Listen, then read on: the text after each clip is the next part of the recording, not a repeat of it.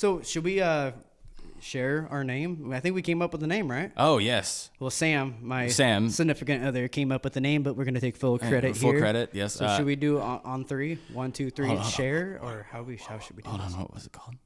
What was it called? I forgot. It's been a while. Hold, please. Yes, that's okay. Ready? 1, 2, 3. Indie Social. Indie Social. It's called Indie Social. That's the podcast. Indie Social. It's gonna be pretty name. cool.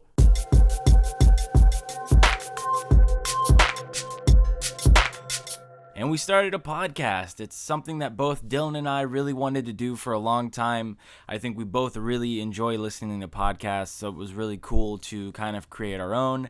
The title is Indie Social, and what we aim to do with the podcast is kind of interview our local inspirations here in Iowa and hopefully expand into other places at some point. But right now, we're going to stay in Iowa with our roots, and then the goal is to just interview the filmmakers here, the writers, anybody that is in the process of making films, and if people want to come on here and promote the project and just talk with us and inspire people to kind of tell their story and let the people know that it's possible to make films here, because I think both Dylan and I at first, when we started our career in making films, we really didn't know that there was a community here of filmmakers, and I think that we really want to push that and let people know that there is, and there's resources out there.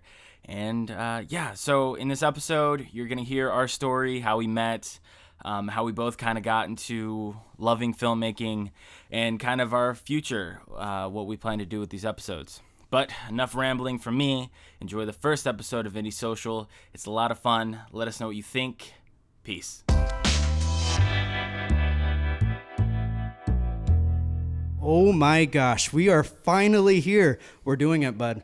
We are finally doing it. Dylan Jaeger here, and I am with my BFF. Best friend forever, Michael Huntington. There you go. We got to introduce ourselves. So, yes, everybody, we are a little new to this, so please forgive us.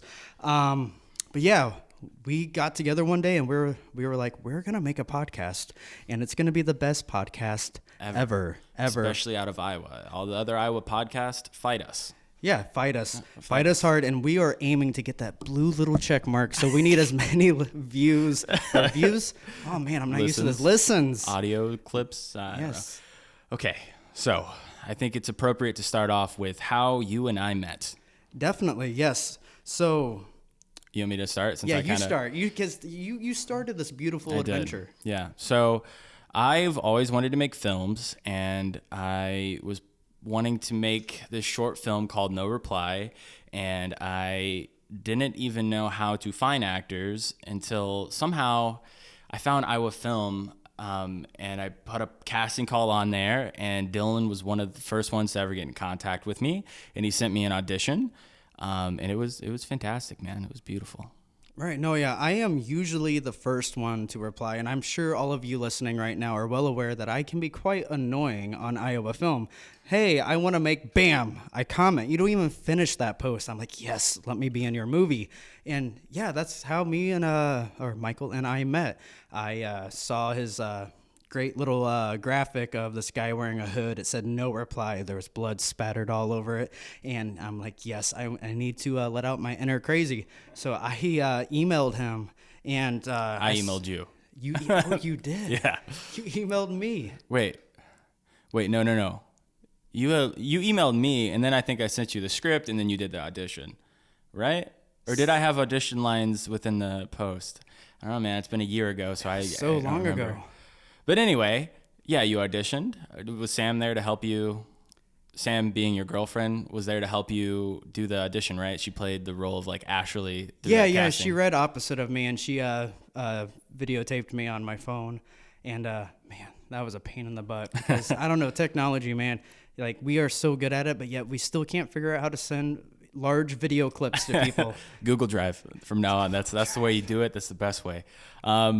Yeah, so then you sent me that, and then I think we just got the ball rolling really quick. I told you, hey, we're going to film here at my apartment, and then a couple days passed, and you start sending me clips of, like, Who's the killers that you sent me? Oh man, no, I just YouTubed real interviews of psychopaths, and there was this one guy that talked like this. And I murdered my mother. Oh God, I can't remember his name, dude. It was great. But no, that was my inspiration. I was just doing a lot of research on real life psychopaths. Yeah, and I remember you sending me those, and I was like, oh man, I hope this guy's gonna be cool. Like to be honest, I was very scared because I've never really met anyone off of acting before. I've never really met an actor, so I didn't know that was a thing for people to research roles so heavily. So when I first met you, I was like scared, is this guy gonna be cool? And then you ended up being super cool. Filmed in my apartment.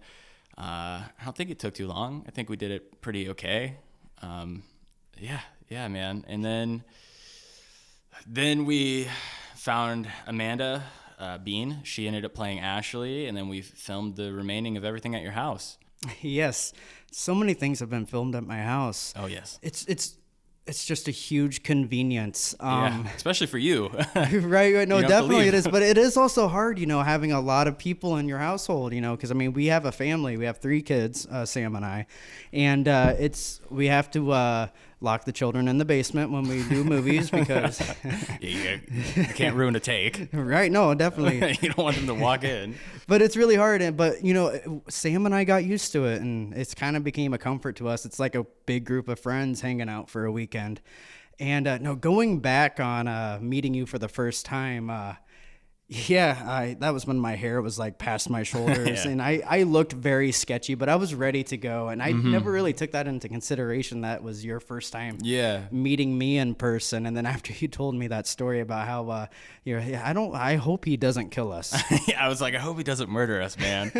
And then you ended up bringing a butterfly knife, which also scared me as well until, Yeah, twirling it around, and I put a lot of holes in your desk. I'm so sorry. No, I dived real into it. It was all for it. And you brought up how, I didn't know actors really dived into these things so deeply, researching psychopaths. I don't think anybody else does that. Yeah. I'm pretty sure I have a severe medical condition, but it benefits me. So.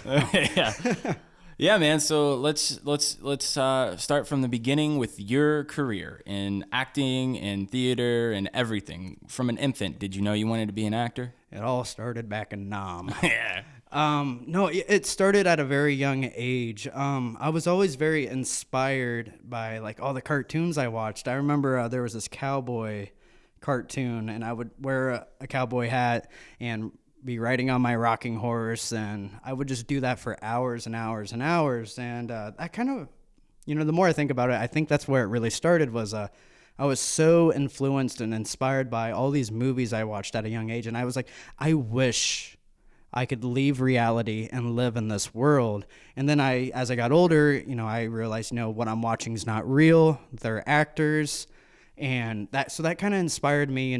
This is what I want to do when I get older. And it goes back to also in 4th grade, I was forced to do a play, and I had to play Prince Charming. It was this little fairy tale thing that we worked on for a week, and then all of our families would come into the gym and watch us perform the play. And I just hated the idea of it, honestly, because yes, I was very much inspired, but I guess I didn't really know what theater was. I'm not in a movie. I feel like I'm just being forced to do something silly.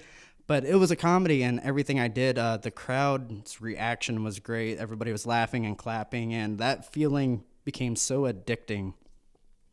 And I just thrived for that same feeling of that crowd reaction, and I still do to this very day. I just love, putting out all this material, being on stage, doing live shows, and making these movies, because especially going to these film festivals, and I'm looking around trying to see how everybody's reacting to what's happening on the screen. I love that feeling. So yeah, at a very young age, I was just, this is what I wanted to do.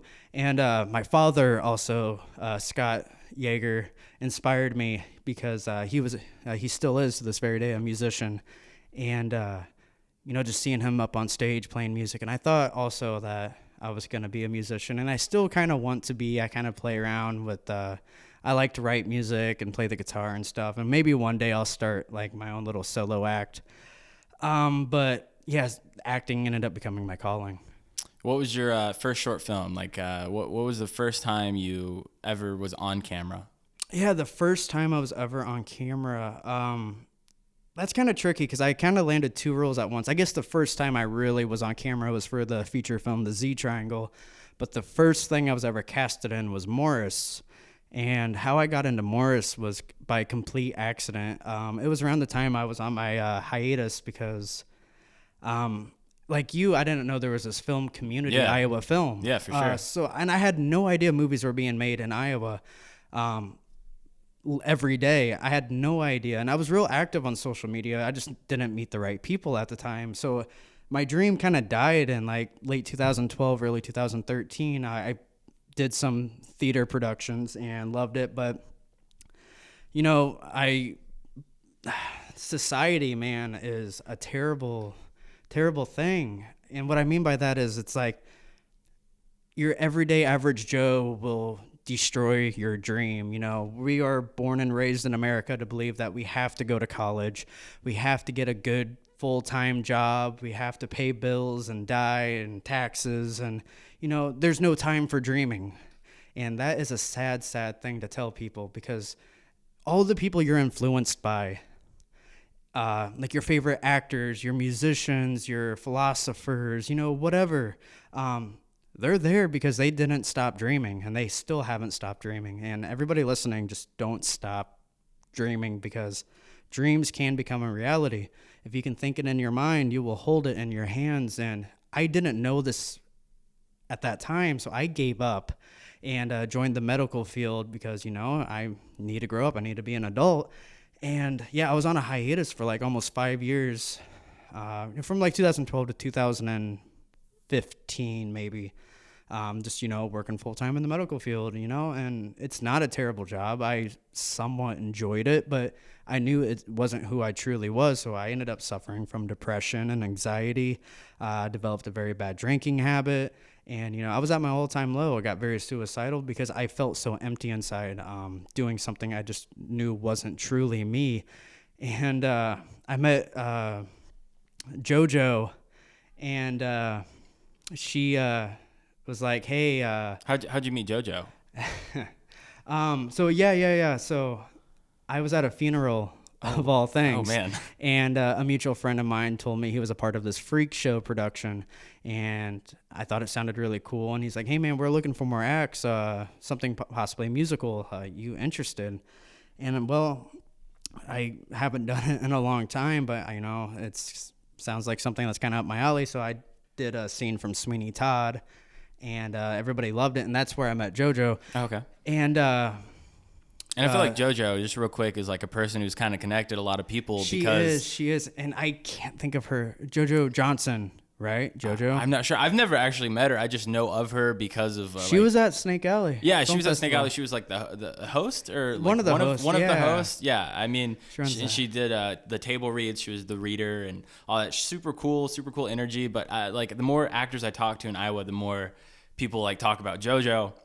So that's how I know of her. I've never really talked She's to her. amazing. And I'm so sorry, JoJo. I'm terrible with names, especially last names. I believe it's Johnson. And I'm so sorry if it's wrong. But yeah, that's how I met her. She was a part of the thing. And she messaged me. So the freak show didn't end up happening. A lot of personal issues with some of the people running it. So the thing closed down, which was really unfortunate. But that kind of lit the fire again in me. Made you want to go back out and act again, Yeah, right? definitely, with theater, because at the time I didn't know film was a thing. And then JoJo messaged me on Facebook, and she's like, hey, so there's this film festival in Snake Alley. And I'm like, what? I lived here my whole life. And I didn't know there was a film festival going on for years. But anyway, she's like, yeah, I have this screenplay called Morris, and it's very, and I want you to play the lead on the live stage reading. And for those of you who don't know what Morris is, it's based on a true story about sexual abuse. And Morris, the character, he was raped and abused by his stepfather his whole childhood. And the film is about how that affects Morris in his adult life. And so I played adult Morris on stage, and I had no idea Michael Helgens, the writer, was there. And he fell in love with my performance and said, hey, I'm making this into a short film. Will you play the lead? And man, that was like, back in 2016, we're 2019 now, and I've done maybe a little over 20 films. Yeah, since I mean, then, you've dude. been everywhere, man. It's crazy, but that's how this all started for me, man. Yeah, for sure. And then after Morris, it was your feature film, right? Your Z The Triangle, Z Triangle, right? yeah. Like I said, they both kind of happened at the same time. So the first, then filmed back to back, and they kind of intertwined a little too, which was really hard. Okay, yeah. So were you like in the middle of like filming Morris and Z Triangle? So yeah, we started the Z Triangle, and we were about halfway through with that when Michael called me up and said, "Hey, it's on. We're gonna do Morris," and I had to work it out with Aaron Bandy, the director for the Z Triangle. But yeah, there was like 1 week I took off from the Z Triangle to do Morris. And yeah, both of them were kind of around the same time. When you were filming Morris, was it every day that you were filming it, or were you just doing a weekend type thing? I believe it was. Do you remember how long it took to finish it? It was a total of 4 or 5 days. Okay. And I think we filmed like 3 days 1 week, and then like a couple of weeks later we wrapped up with it. Mm-hmm. The Z Triangle was, it was all of summer. It was like 3, maybe 4 months. And Do you, it was like do you remember 3 how days a long week. in length the movie is? Wasn't it like an hour and 30 minutes? It's like an hour and 30 minutes. Yeah. That's crazy, man. That's crazy that you kind of, and you were the star of that, like kind of, right? The Yeah, Z Triangle in a yeah. way. Yeah, man, it's crazy how you kind of went from not knowing that filming was a thing to being like a lead in both of these short films, or well, one feature, one short. So that's very cool, man. And it's almost too much. I'm in the middle of like 4 things now, and I can't keep up. Yeah, it's hard, man. But I mean, you definitely work hard, and that's very cool. I think that you inspire a lot of people by, Well, that means a out lot. there all the time. And I really hope I do, because I'm definitely I want to help people out who want to get into this, and I know I'm definitely I'm no A-list actor, and I'm very confident it will happen soon in my life. And I think that's kind of like why we wanted to start the podcast, to like tell people our experience, to kind of like motivate them in a way that it is possible that you can do stuff in Iowa. And it's not just in the big cities. It's like here too. It might be on a shorter scale, but it's still possible, So yeah, I think that was one of the reasons why we wanted to start this podcast, as well as like documenting our journey as well and stuff like that. Yeah. So enough of me. I've just been rambling about No, nonsense. I love to hear about you, man. man, dude. I probably told you all of this at least 30 times. Yeah, I know your life story pretty well.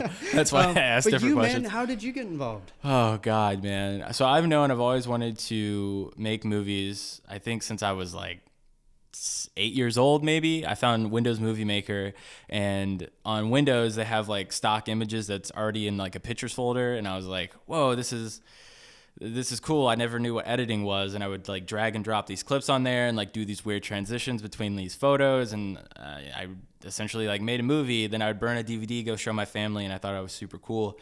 And then eventually I ended up getting a camcorder and a bunch of my friends, and we did Jackass, essentially, kind of, but it was called Random Shit TV, where we would do stupid stunts. Like we would ride down huge hills on skateboards and try to crash intentionally because we thought it was cool. My best friend Anthony, he lit fireworks off in his hand just because we wanted to do crazy stuff, and we'd seen it on TV and thought it was cool. But jumping forward, I didn't film stuff for a long time, and I just had this passion in me that I've always had, and I don't know, I just wanted to make a film. And then I worked on some student film, and he suggested me to go on Iowa Film. And from there, I just started putting casting calls for all my short films. And, now I'm here, and I think I've made, 5 or 6 short films, and then eventually hoping to make a feature at some point. So my story isn't as insane as yours or as crazy, but that's my story, man. But going back onto how you found editing, I remember we were driving down to Davenport to get some photos for web series Saving Grace, yeah. And that whole editing story kind of dives a little deeper. Didn't you say there was like some point in time like you just kind of felt like a little like trapped up in your room a little? Yeah, man. I mean, I was definitely like I felt trapped. I didn't know what I wanted to do, because it was either try to pursue school and get a real job or try to follow this dream. And yeah, I mean, I was definitely, I felt trapped by trying to move forward, kind of like how you were saying, where people get in this mindset that they have to do what the normal thing is, get a regular job and all that stuff. Exactly, man. And I think that's where a lot of these beautiful gifts are born, is out of, tragedy. Yeah. I think, going back to like theater, the whole comedy and tragedy thing. Mm-hmm. And, but yeah, no, definitely. when you have a gift for something and you don't do it, it will eat you alive. Yeah, no, it really sure, will. man. And then that's when, society comes in and they're like, it's a waste of time. You need to go do this. You need to go do that. Cause you have one life, live it. And your gift was born when you were, when I was young, man. When you were young and you felt like you didn't know where your life was heading. And then you found filmmaking. And you definitely are an amazing editor. And then Thanks, you became an amazing cinematographer. Yeah. Trying. your most recent definitely journey. Project you're working on, Alice. Yeah, that was looks crazy. Dope, bro. Dude, it is gonna be really cool, man, and I'm very excited to just like get it edited and let people show it, because it was a really crazy adventure. It wasn't a feature film, but we filmed every day for 13 days straight, and it felt like a feature film with a lot of moving pieces, and with, like I said in the short video I made, like if it wasn't for the people that were around me at that time that would like let me use their locations and all this stuff, then it would have been made. So it was really cool with Iowa Film that I was able to meet all these people and rely on them so heavily. And then like to jump back to the Snake Alley Film Festival, I met this guy named Emil, and without Emil, I wouldn't have had like this office location, and I don't know. It's crazy, man. It's crazy that you're able to meet these people in Iowa that I thought never existed. And that's exactly what this podcast is all about, is we are going to be reaching out to all filmmakers, not just Iowa. It definitely, we're going to hit it in the, we're going to start off our roots in Iowa, I think, and maybe try to like grow. Yeah. And then just because there's so many great people I think we've met along the way doing this crazy stuff. And yeah, there's a lot of people I'd like to get more information on and like hear their stories and how they started, because I'm sure it's very interesting. Yeah, and there's like you said, there's so many talented people here in Iowa, and some people. Oh, what was that? Was that your pager? Are you Batman? Yeah. But yeah, no, there's so many talented people here in Iowa that. I don't want to like sound rude or anything, but like some people just aren't very good at networking, and like, yeah, well, I mean, like I even fail at that sometimes because like I'm scared to like approach these people because I don't know, I'm just nervous. I mean, I'm definitely a person that is scared to network at times. I'm getting better now since I've made stuff, but in the beginning I was very scared to network. But now that I'm here and we're here, I think it's very cool to network with all these people. Yeah, and our goal is to get every single filmmaker in Iowa and outside, eventually, to come onto our podcast and share your story. People need to hear your story. That's the only way you're gonna like thrive and make it big. People need to know you exist, and we're here to help. This benefits us. It's gonna benefit you. We need to share our work with the world, and maybe this will also inspire you to start showing your works. I mean, there's so I've met some people, I'm not going to share any names, that have done some amazing stuff, but they won't share it, or like they'll have it on YouTube, but they never post it on like their Facebook. Like networking and I can't think of the word. But when marketing. If people don't market their stuff, you need to. I know, man. That's the other thing I struggle with too, man. I'm one of those people. It's just, I don't know why I always put marketing last in a lot of things. But there's a ton of stuff I have on YouTube that I haven't really promoted to anyone, and I don't know why. It's definitely weird. That's what you're really good at, though, man. I feel like a lot of people know you because you're in Iowa Film saying like, "Hey, I'm an actor and I'm ready to do this," or you share your stuff so everyone knows you're an actor. It's definitely where I need to improve, and I think that's a lot of tips that you can give. My true gift is annoying people. Annoy people until they love you. Exactly. Manipulation. So should we share our name? I think we came up with the name, right? Oh, yes. Well, my significant other came up with the name, but we're going to take full credit here. Full credit, yes. So should we do on three? 1, 2, 3, share? Or how should we do Hold this? on, what was it called? What? What was it called? I forgot. It's been a while. Hold, please. Indie Social, right?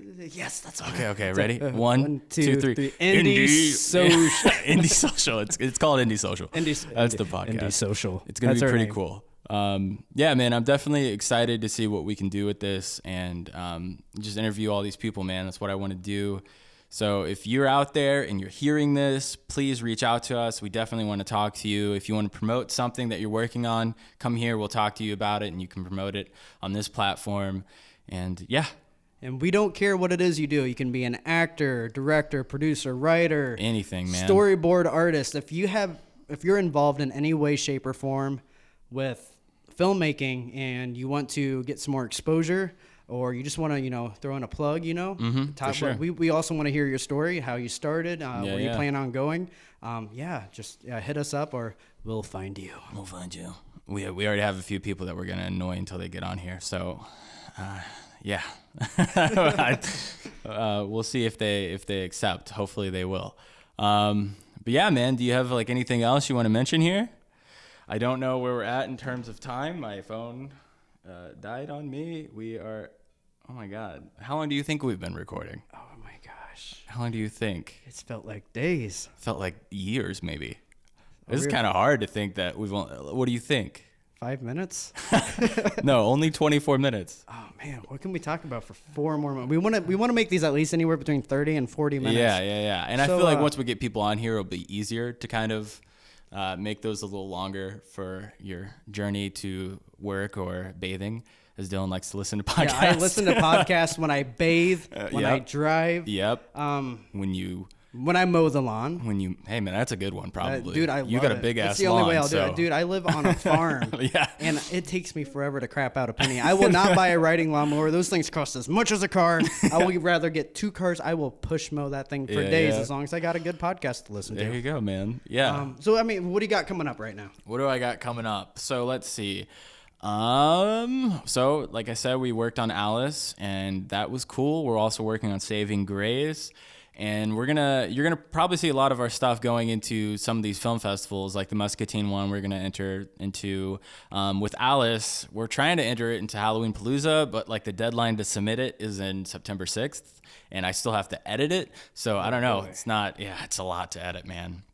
And my friend from Canada, he flew down here to film it. Unfortunately, we weren't able to wrap everything, so there's gonna have to be a videographer in Canada to shoot the rest of the film. So hopefully it goes well. A little nervous. We could go to Canada. Well, let's go to Canada. I've never left the States, man. Oh, dude, Canada's beautiful, man. It's in my mind where he's from. To me it feels a lot like Iowa. So I think you'll like it. Is there a wall? No, there's no. Because I mean, like, we could walk. We could, hitchhike the whole way. We could make it an adventure. But I will not climb a wall. You don't want to climb a wall? I won't do it, man. I am scared of heights. There's the wall. There's a long bridge with a lot of water under it. Oh.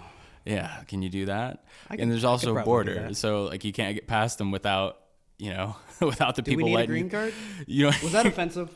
You don't need a green card. You need a passport. I'm trying not to be offensive. I really don't know these things. A passport, right? Passport. Yeah. Do you have a passport? I do not. Okay. Well, you got to get a passport. You can't go to Canada. No, my brother's an amazing artist. He could probably doodle something up for me. That's a little illegal. You go to prison. Oh, shit. And then you can't finish any of your films. I got a lot of things coming up. Yeah. You got a lot of things coming up. You're going to be, how about you talk what you're going to be in, man? You got a lot of cool shit coming up. Saving Grace with you. Yes. You tell them what Saving Grace is about. Yeah, man. So Saving Grace is about, I'm horrible at explaining plots, but Saving Grace is about a guy that lost everything from a former mob boss that he used to work for that was kind of like a father figure, I'd say. He ended up taking his wife away from him, and now after a year, he comes back to seek vengeance on the mob leader that killed his wife. And it's going to be a crazy story if we can get it greenlit and move forward with it. But we have episode 1 done, and we're going to finalize that soon, so hopefully everyone can see it. You're the lead star of Saving Grace? Yes, I played Joey. Joey the badass. He's pretty cool. But now that you don't have long hair, we're going to have to show you cutting it. Yeah, I still have a bag full of my hair clippings. Thank you. I tried giving it to you, man. You would have took it. I had it in a nice Walmart sack for you, man. I don't want to take that. I want you to hold on to that. It's very important to you, I think. So let's jump into the Zmind, which is a sequel to the Z Triangle. I was a small part of that. You did. You filmed a small part. Half of it, yeah. Well, yeah, a little small portion, a day of. Yeah. Yeah. You got to witness me doing my own stunts and somehow managed to do a backflip over my bed and almost snap my neck. And I don't remember doing a backflip. I must have blacked out for a little bit. Yeah, you might have, man. But yeah, go into that because there's a scene where I actually shave my head, and we were filming that around the same time as Saving Grace. So yeah, like you said, we gotta add me shaving my head. So I saved all my hair clippings, and we're just gonna, Where do you have it at now? It's in my little cubby in my bathroom. Oh, okay. Yeah. So has your kids found it at all? Do they know that it's in there? My youngest tried making a beard out of it, but That's awesome. I ripped that off his face. No, and it's put for it back a movie. That's for my movie. You can't touch it. With money one day. Yeah, of course. So yeah, Saving Grace, the Zmind. I just recently starred in my first comedy called A Most Forgettable Man that I'm really excited for people to see because all my films I've done are really dark and disturbing. Yeah, you've been kind of like depressed. typecast as like this kind of like crazy, maybe badass, villain-esque guy. So it's kind of cool to see you in a comedy. And that was kind of like a comfort zone for me for a while. Yeah. Because a lot of my own personal Because like if you look at demons. Dylan and you see his headshots and you see his tattoos, you're like, this guy's a fucking badass, man. I Which look you are. like I just got out of prison. Yeah, I mean, kind of. When you had your long hair anyway, you definitely look like you'd When I wear 'em- murder someone. One time, a friend of mine said I did look like somebody who just got out of prison. I just recently shaved my head. This was years ago. I was wearing a tank top.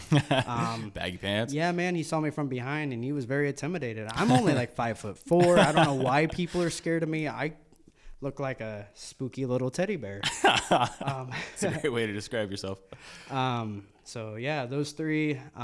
Miles, which is a fan film of Spider-Man. It takes place in the Tobey Maguire I'm very original excited to see that, Spider-Man man. film. Series. So this will be kind of in a way Spider-Man 4 of the Tobey Maguire universe. Miles. And you're gonna play The new Spider-Man. Are you able to? I'm Okay. playing Shocker, the Shocker. Nice, beautiful. You're the gonna lead kill it. villain in it, so that's gonna be really fun. And this is your first time like working on like a special effects movie, right? Oh, dude, it's gonna Very be special crazy. effect And the heavy. guy Tyrell.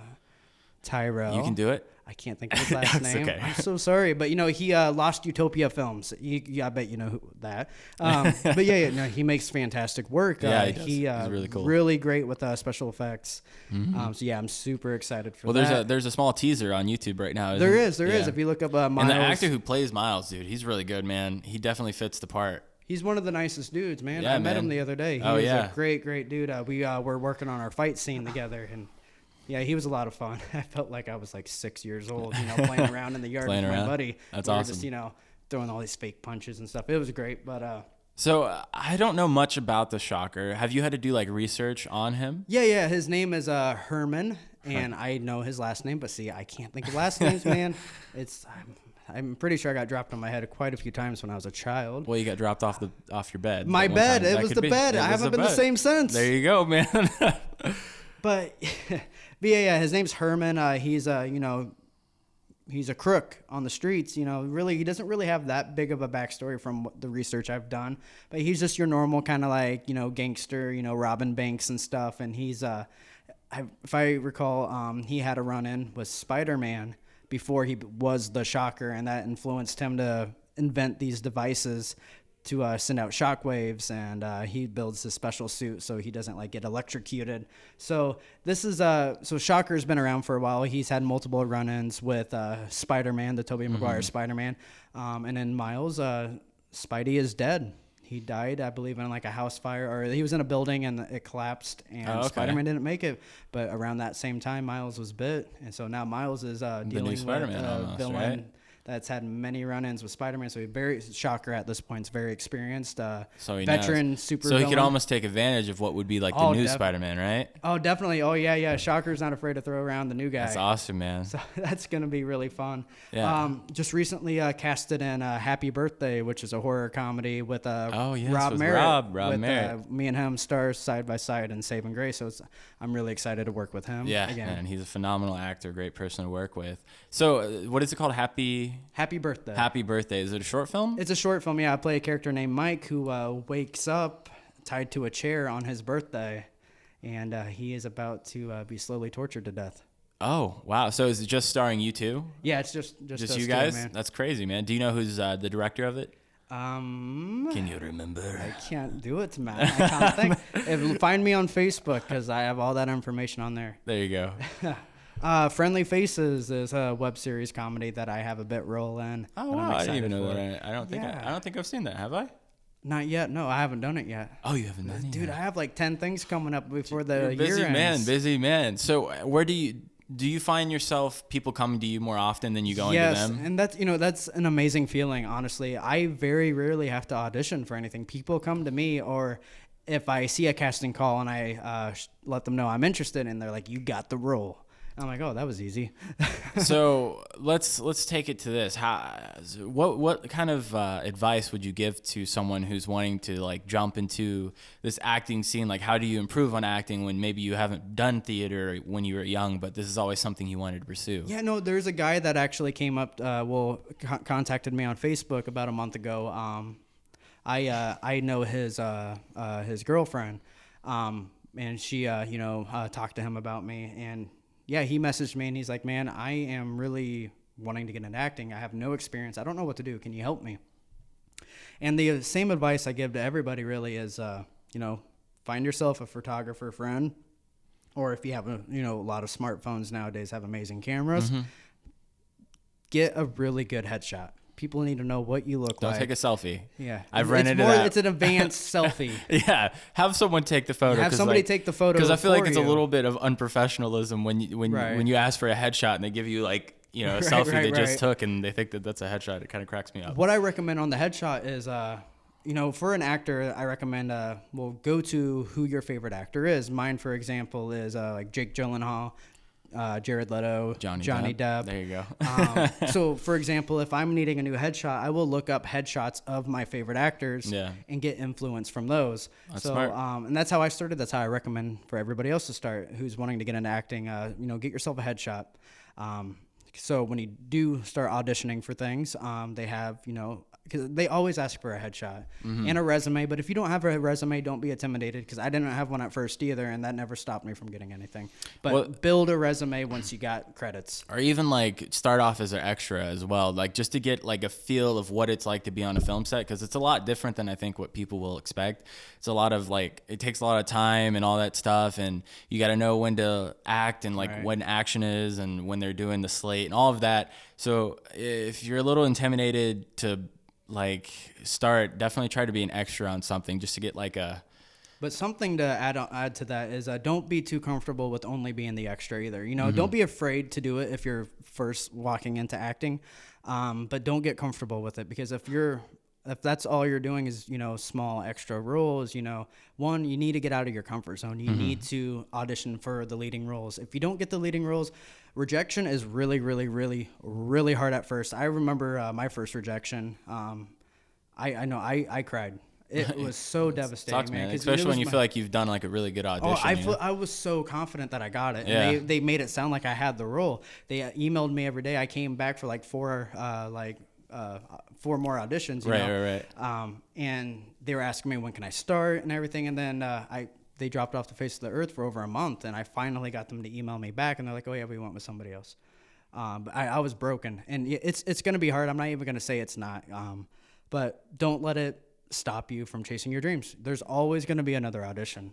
That's true, man. Yeah, don't get comfortable with being an extra. And once you start leading those, those bigger roles, don't settle for being an extra. And I don't know if that's really good advice. That's just something for me. Like I won't not be an extra in somebody's film, but I have enough, credits I can show. I've proven that I can hold a leading role. Yeah. I will be an extra if it's for a super cool film. Sure. And I just want to be a part of it. I want to get that credit, but you gotta just keep, you gotta keep climbing that mountain. Don't.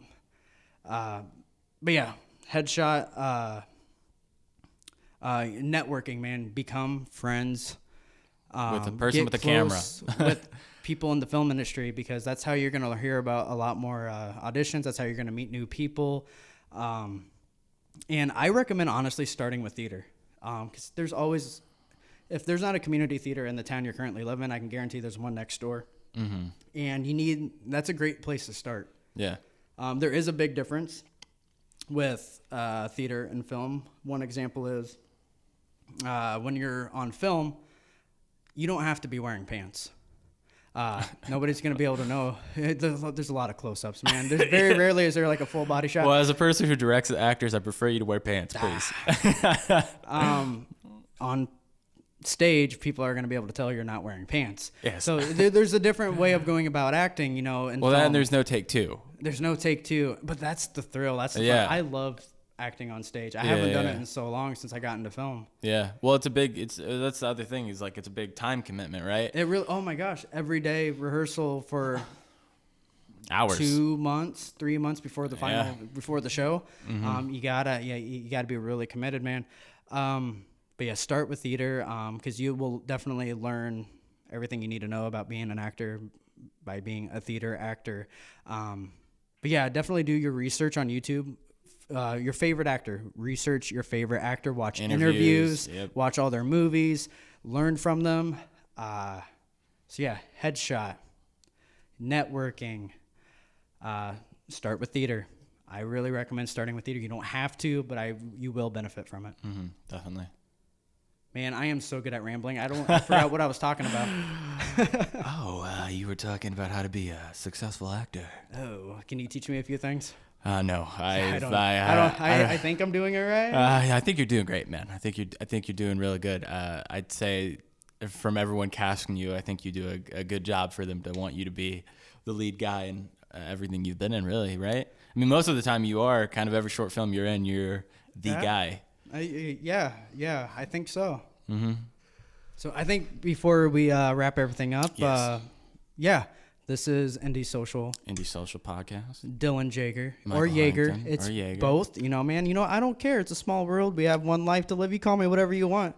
They're both right, or they might both be wrong. Oh God. The world will never know if it's Jaeger or Jaeger. Just saying, because I have fun. I have fun with my last name. Man. Maybe when you're on late night talk shows, you'd be like, "What's your name?" You'd be like, "Dylan Jaeger," and then the next time, I really want like Jimmy Fallon to be like, "Coming up is Dylan Jaeger," and then Conan O'Brien, Dylan Jaeger, and then maybe one day they'll like be at like an after party and they fight over my last name. Oh yeah, that Dude, could be. I think life would be complete.